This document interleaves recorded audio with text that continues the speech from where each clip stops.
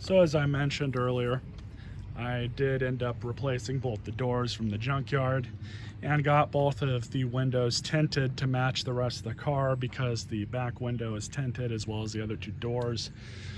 So I ended up having to do that. That didn't really cost me much. I can't remember how much it cost, but it was not very expensive. I had a local shop here in town do it. Let's see what else. I replaced the door handles. I believe that one I had to replace because it was broken from the junkyard. And I had another kit and I ended up replacing that one, or I could have that the other way around. I really don't remember, but though it's a very common issue on these cars is those outside door handles like to break. They're not the highest of quality. It's plastic, and I mean, it's bad enough quality for the aftermarket to come out with a literal reinforcement kit for them, and that's what the front door got. I don't think I put one on that one. I think I just replaced the handle. Let's see what else.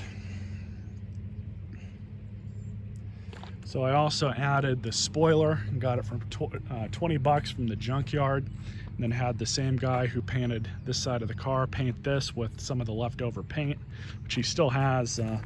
So at some point I might take the car over there and have him do the rest of it, but I'm just kind of having it done in sections, I guess. But paint matches the trunk perfectly fine, no issues there. Didn't have to have this, but I like the way the stock spoilers look on these, so it was easy enough to install. It was not really a big deal.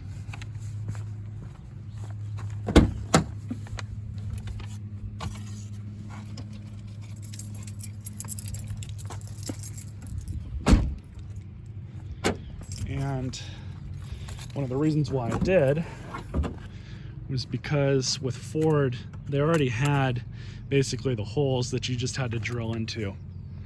It was pretty easy to install it. I could have done a video on it, but I didn't really feel like it. But I just drilled out 2 holes here, 2 holes on the other side, and then there's 1 hole here and here. So I had to take this whole panel off and get to it that way. It was not difficult at all, but trunk's in pretty good shape. I've got some mats in there and a vacuum. Need to take that out. Trunk's been working good. I replaced both these struts. I think I did a video on that. I don't have that on here, of course, but both these struts have been holding up just fine. Been plenty happy with them. No other issues back here. I also installed that aftermarket tip. I think I purchased that off of eBay for like 8 bucks, brand new.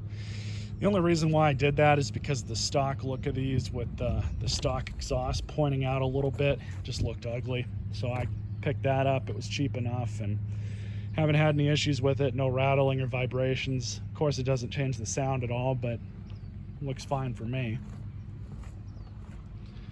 So now we're over here, and I think this is the tire that I had that was brand new put on it. I know one of them was.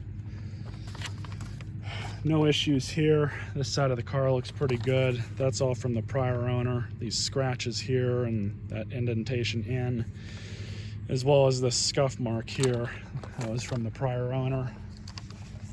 It's got some damage here. Really long scratch. I'm not really worried about it because in the event that I want my guy to paint it, he'll fix all that stuff and then just roll it into the cost. He's been pretty good about that. He actually did a lot more work on that other side than I actually told him to. And he didn't really charge me all that much more for it, if at all. He just did it because he was already there and he's pretty cool about things like that. So maybe I'll have him do this side, maybe not. We'll see. So that's the exterior. There is a couple more things. The suspension all the way around is brand new. Both the front struts are brand new. The back 2 shocks are new. The tie rods and sway bar links are brand new. And I did have the car aligned after I had that done. And then also, this is an aftermarket wheel liner, and you can kind of see here because yeah, they usually they're like that. You kind of have to modify them a little bit to get them to work.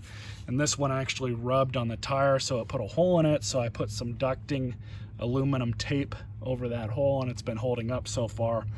And there's a reason why I did that, and I'll get to it when I'll show the engine. But I put a cold air intake on this car, and it's actually had some measurable results, but we'll get to that in a minute. Make sure I'm done with everything here. All new brakes, both the front rotors are new. All the drum brake hardware is new. I left the old drums on there because they were perfectly fine. There wasn't anything wrong with them. So that's been done. Let's see what else.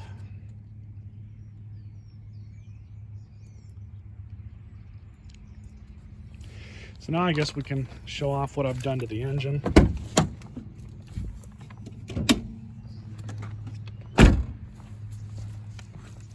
So before we open the hood, both of these nozzles and the plumbing is new, as well as the plumbing that goes into the bottle. That's all new.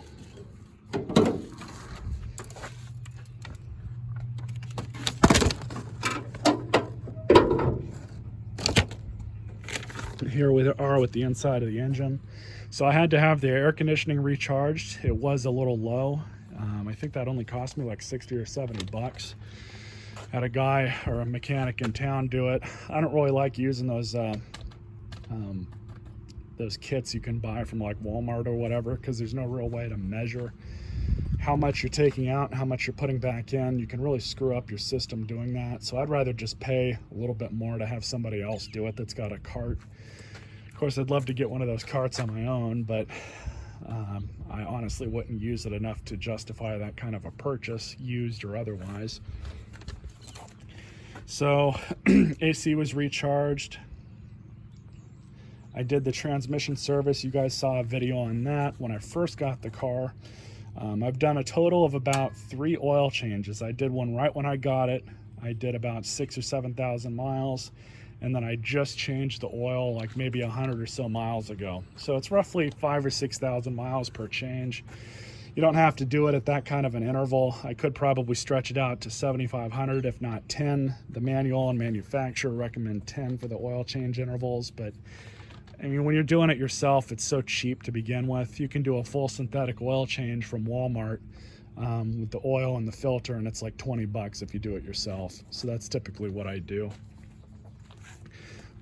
20 bucks, a little once or twice more a year. It's not going to kill you. So this motor mount I've had to replace 2 times now. The second time I did it, I ended up replacing the bracket too, and for the whole thing it was like $38 off of Amazon. It's not a Ford OEM part, and I may or may not have issues with it again. However, I do have another one because Amazon, they never delivered the first one. They did, but it was like a week and a half later, so they actually sent me a email saying that I could get a refund on it, and then if it came, it came, and it ended up coming, and I ended up having it delivered anyways, but it was like a week after I ordered the replacement and got that one in and into the car. So I've got an extra one in case this one craps out. They're the easiest mount to replace on this whole car. All you have to do is just jack up the engine, take a few bolts out, and I think I had to move this out of the way. I think I did. I replaced all the spark plugs. I didn't have to do that because I ended up getting the receipts and everything for this car. The original owner had the engine replaced with a good used engine, and at the time it had 60,000 miles when they had it replaced, or 63,000, and then I did the math and it's only had about 20,000 miles added onto the car since that was installed. So if they weren't blowing smoke up the guy's ass, it was got about 83,000 miles on this engine. So that worked out pretty good. Haven't had a lick of trouble out of the engine. I replaced the valve cover gasket, the spark plugs. I replaced this connector, which I can't remember if I showed that in a video or not, but it was broken, probably from when they had the harness moved around and they broke the clamp off, and it still worked, but I just decided to replace it. It was easy enough to do that. Let's see.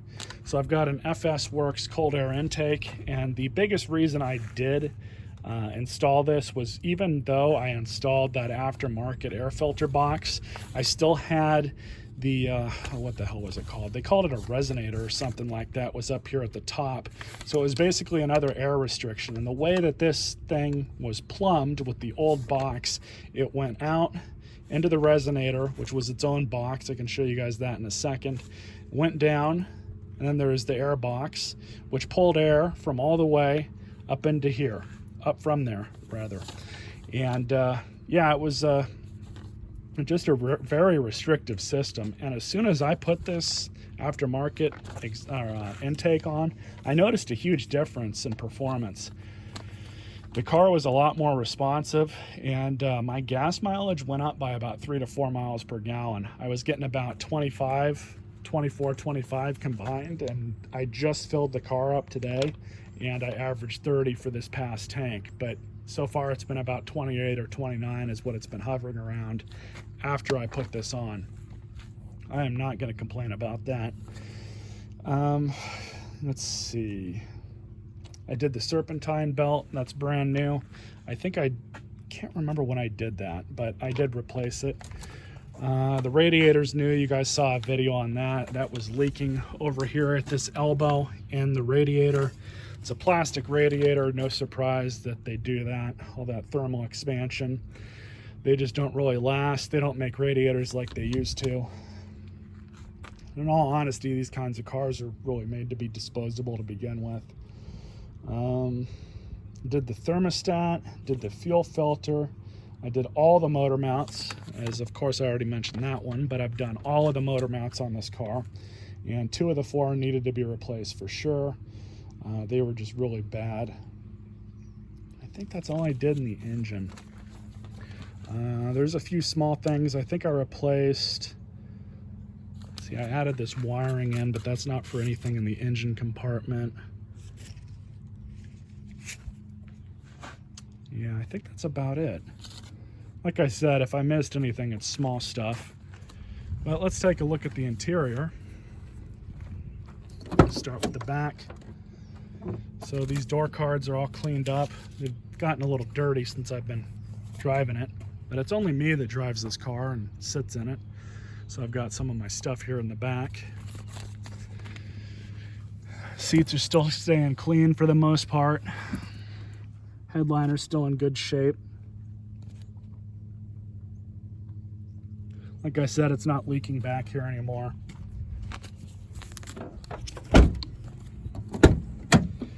I guess we can start here. So this kick panel is the original kick panel.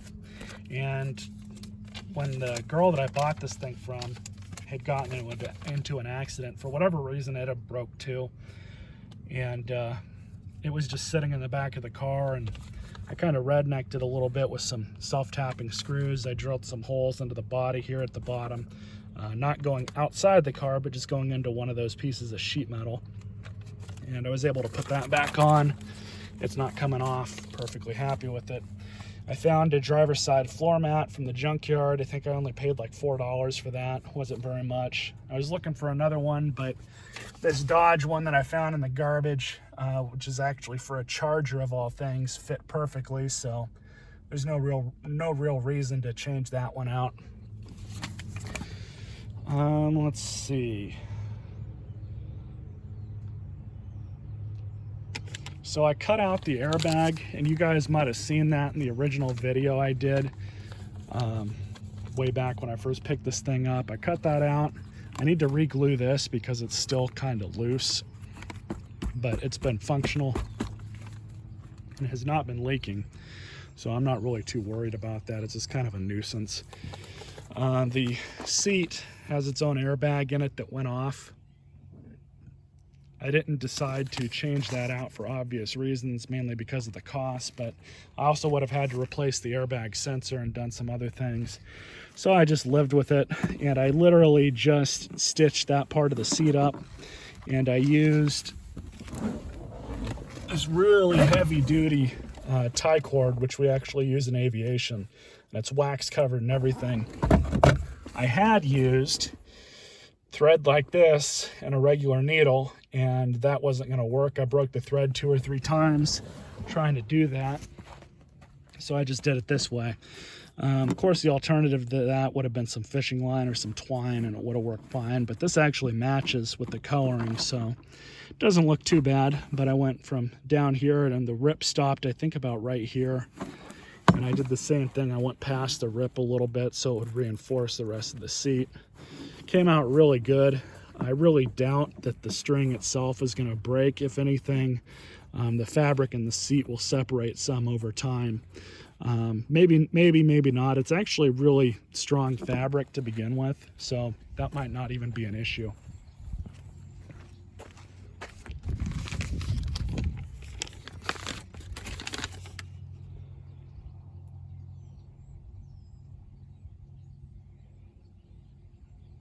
So I also replaced this side mirror. Maybe it was that one. I honestly can't remember. I think it was this one. I got it from the junkyard, worked perfectly fine, no issues. I also replaced this whole cover here. I had to get a new one off of Amazon, as well as on the other side. And that was because the old ones, due to age, had cracked and become brittle, and the original owner's mechanic, for whatever reason, was into both of these doors. And kind of broke the clips, or at some point the clips were broken, so I just decided to replace them. I think they were like 10 bucks a piece or something like that. They weren't all that expensive. So I replaced those.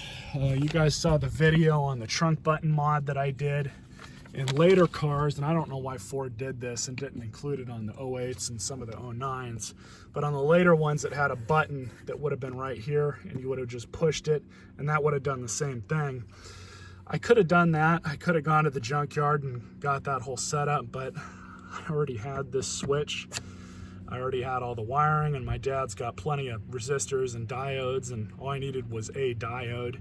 So I just decided to do it myself and kind of modify as I needed to. Turn signal switch is a good used one from the junkyard. The old one had electrical tape all around it because it was broken. I thought about replacing the steering wheel, but there's not really a huge point in doing so because I would lose, well, I would have to find another good one to begin with. But if I wanted a leather-wrapped steering wheel, it would come with the sync voice controls, which I don't have a use for because this car was never equipped with that system. I also replaced the stereo that was in it because it was busted with a decent aftermarket Pioneer with Bluetooth on it. There's the dongle for that. Works pretty good. I use it quite a lot. That was only $60 from Walmart as a star return. I also had to replace this bezel or binnacle or whatever you want to call it.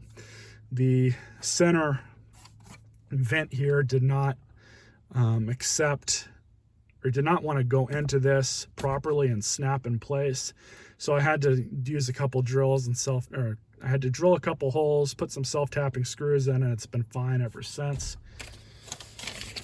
I replaced the automatic transmission shifter. I don't like the other style.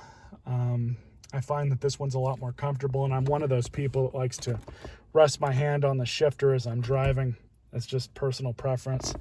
I relocated the overdrive button to here. It was on the side on the other one. No big deal. It's literally one wire, and all I had to do was just move it over, tap a hole, and find a momentary push button switch in the Horde, and that was that.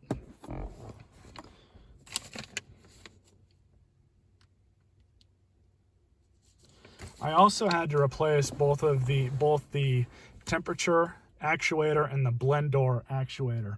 That's a very, very common issue on Fords. It doesn't matter if it's a Mustang or an F-150. It's any Ford that uses those stupid actuators. They all seem to break at some point. They use plastic gearing.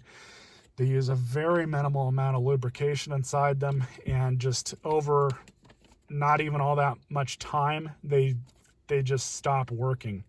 So what had started happening was I was starting to lose the hot and cold function out of the blend door, and I kind of knew what it was to begin with, so I just replaced that one before it got worse.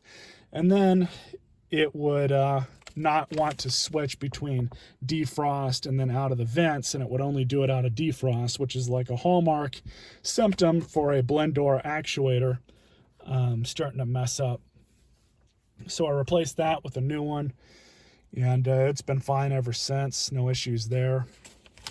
Pretty easy to replace. They're both underneath and in here. I think one of them was up here, and then another one was up in here.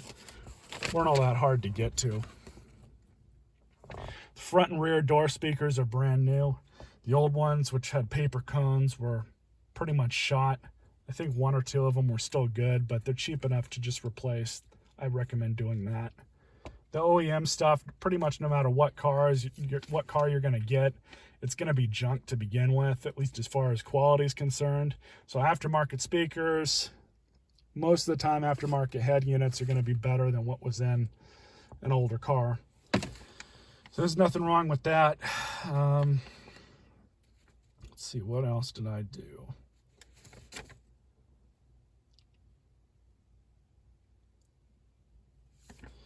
So I was only provided with one ignition key for this car, and I recently had one cut, and then I programmed it on my own. It only cost me, I think, $30 between buying the key, having somebody in town cut it, which, like, all the places I went to, Lowe's, Home Depot, and Ace, maybe it wasn't Ace, I think it was True Value, they all gave me a hard time and tried to say, well, it's a liability if you have us cut it or this and that. It's like, no, it's not a liability. You just want me to buy a key from you and have you program it, and you're going to charge me at least $100 to do it. That's all it was. I have never heard of a key working or not.